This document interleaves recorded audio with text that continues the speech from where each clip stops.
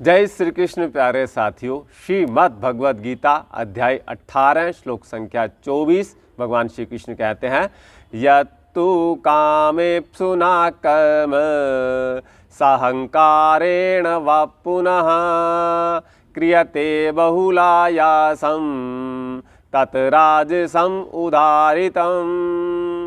भाई और बहनों, पिछले श्लोक में हमने जाना था कि सात्विक कर्म किसे कहते हैं, और इस श्लोक में भगवान श्री कृष्ण हमें समझाते हैं कि राजसिक कर्म किसे कहते हैं।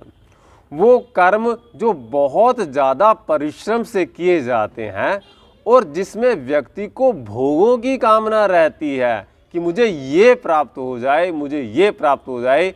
उसकी इंद्रियां लगातार डिमांड करती रहती हैं, कभी भी विश्राम नहीं करती हैं।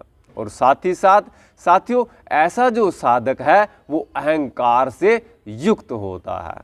मतलब सात्विक कर्म में जो साधक होते हैं वो अहंकार से रहित होते हैं, और राजसिक कर्म के अंदर जो व्यक्ति है वो अहंकार से युक्त होता है, अहंकार को छोड़ नहीं पाता है।